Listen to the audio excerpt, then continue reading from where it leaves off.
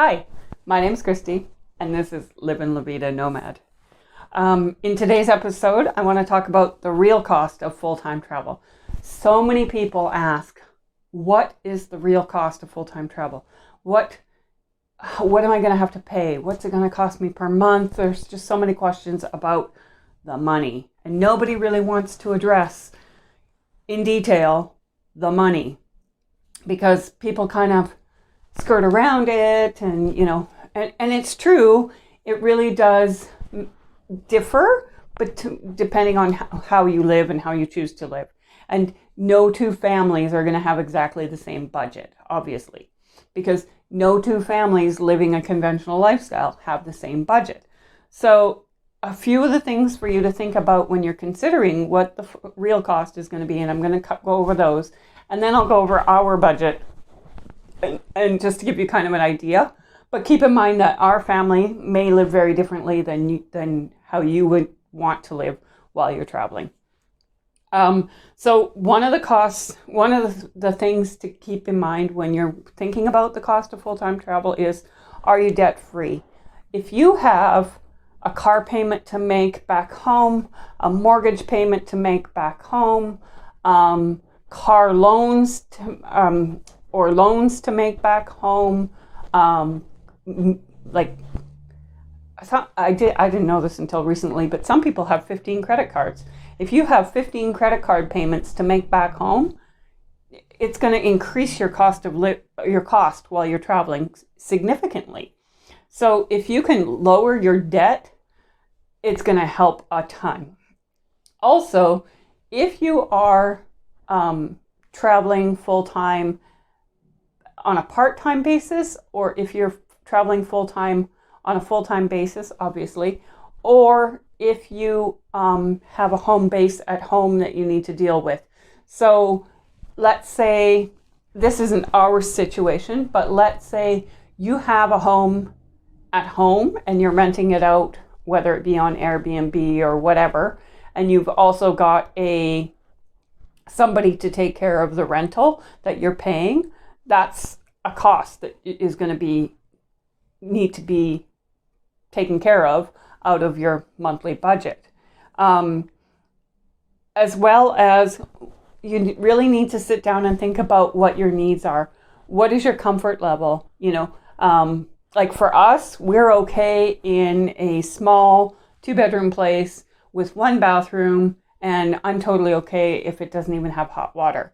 However, some people's comfort levels are, they need hot water, they need a dishwasher, they need air conditioning if it's a hot country, they need, every person needs their own bedroom, they need an office, they need a car, they need all of these things. So we're okay taking public transit. I'm totally okay with it. We find it as part of our adventure. But these are things that you are really going to need to sit down and think about. And one suggestion that I have is to take a small, not a vacation, because a vacation doesn't give you a good indication of what your comfort level is, and it also doesn't give you a good indication of full-time travel. So I would suggest taking a small, whether it be 1 or 2 month trip, and just to figure out what your comfort levels are and what your living style is like while you're traveling full time.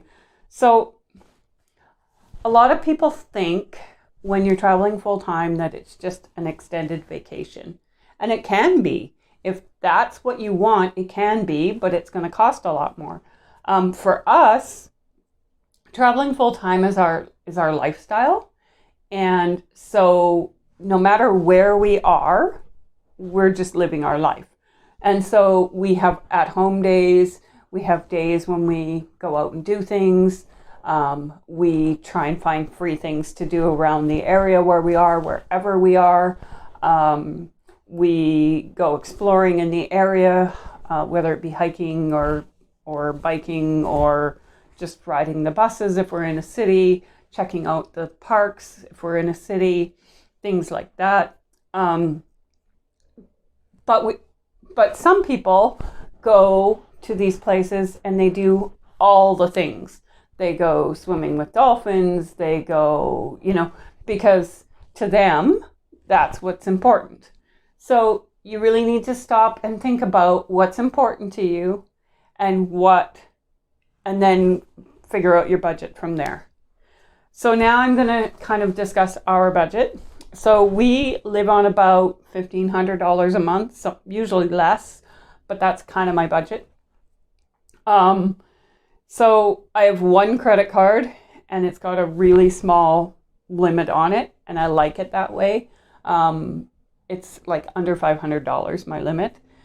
So every month I pay the credit card and then I use that credit card for groceries. So groceries is not included on my budget, just my credit card payment is. And for me, by using my credit card to get groceries, I get points and I get other things, and it also helps my credit rating. So I just use my credit card. But so some of the things that are on my budget are rent, obviously. I've never paid more than $300 a month for rent. We usually rent in smaller villages outside of the main city, and they tend to be cheaper. They aren't always furnished, but usually I can find, foam mattresses or whatever we need for fairly cheap. Ask around in the neighborhood and somebody will have something that they'll sell you for fairly cheap. And so we usually set up house.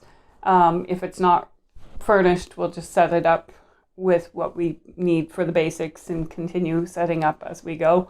And then a phone. So I'm using it right now, but I take my phone with me and then I just get a local SIM card wherever we are and get data on that. And then I don't generally buy minutes because I don't call anybody, because I don't like talking on the phone in my own language, never mind in a language I don't know very well. So I usually use WhatsApp, Skype, Facebook Messenger, things like that. But in a lot of Latin countries, and I know in Asia as well, they use WhatsApp a lot. And so it works really well because I can go in WhatsApp, I can save their number in my phone, and then I can go in WhatsApp and I can, especially if it's like a company, I can go in Google Translate, write what I want, and then put it in, send it to them, and then they can send it back. So I did that for, setting up internet in my house. So usually what I do is I get a SIM card for the phone, I get data for my phone, and then I usually set up internet in the house. And then everybody, because my kids have tablets and things like that, and then we can use this internet in the house when we're at home, and then when we're out, we can use the data on the phone. So rent, internet, phone, food, which is on my credit card, transportation, which is usually public transportation, although the last place we were, I bought a little gas scooter. And so part of that was like gas for the scooter, but it was never very much. But before I got that, it was just, riding on public transit. And then activities. And so we normally do like one activity, one or two, and that we pay for activities a week. And usually it's one big activity a month, whether that be, go-karts or whatever, but usually it's one big activity a month, and then smaller activities on a weekly basis. And so when we were in Mexico, we were in one location for a month each. So we did 4 locations. We were there for 4 months. And my teenager was with me. He was 17 at the time. He's almost 20 now. But so we would get to the place and I would tell him,